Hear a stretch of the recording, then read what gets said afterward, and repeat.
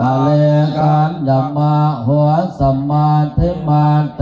นะสมวันนาเวเสตังเอเตนะสัจจวาเจนะหุนตุเตสังเข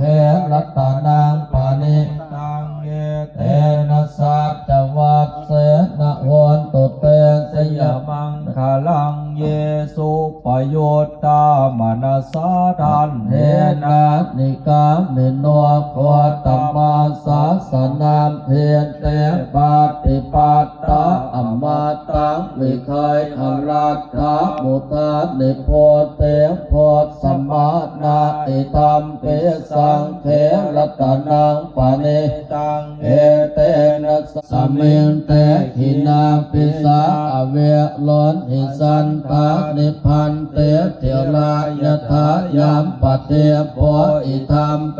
สังเขรัตนังปานิตังเอเตนะสัจจวัตเสสัพพเวรมติกันโตนิพุทธยถาธิป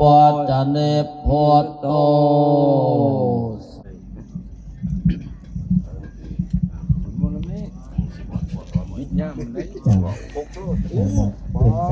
เซินประจำที่นั่งเนาะเป็นทางการนำการเดินทางต่อไปก็สิเป็นนิมนต์เดี๋ยวท่านสุธามาตัดฝ่ายเนาะมีตัดในถึงตัดมาเดียวเลยโดยก็นิมนต์ทางยทานสิทธาวิเลศศักดิ์ประธานอภิเษกเมืองน้องคนไหนยังไงจะมาตัดไฟชิดตมทรงนี่แหละเทละคันตัวสัพพัมโมสัพเพปิธรรมจาริโน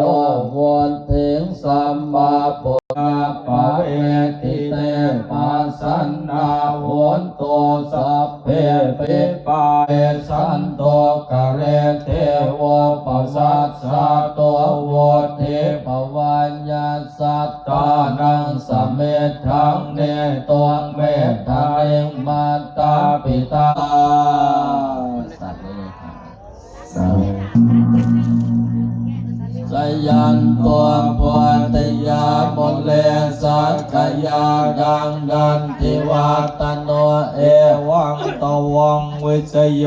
โหหิสยาสุสยามังกาเลสิเสปัตวิปุกัปปัตโตปโมทันเตสุนาคตังสุมังคลังสุปาปะสังสุโหติตังสุขโนสุโมโหโตจัสุเยทังพมาจเรโสปัทาคินังกายกรรมังวาจากรรมังปัทานลพันตาเทปัทาคิเนสูตรสมโพธิเอาการสำเร็จลงตามเวลา23เอาไม้บ่ใส่เตือเอาไม้ขนมมันใจยันตมปนเตยามเอสยาสุสยามังกะเลหะปัลลาเสตาปัลลังเกสิเสปันตาวิบุคะเลอภิเสเกปพุทธานังอัตตกัมมังปัตตะกินัง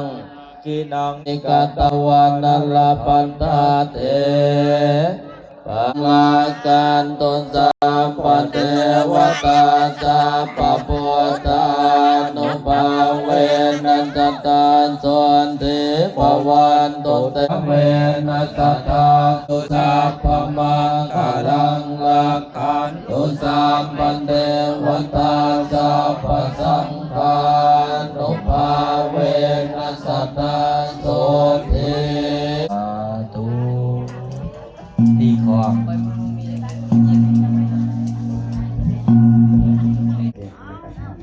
ออกจากที่ไฟนะครับเดินไปตั้งนาไปถวายอาบานกับสูตรกับพระอาจารย์มาดีแล้วก็พระอาจารย์พระอาจารย์สารสิทธิ์แล้วก็อะไรนะครับต่อไป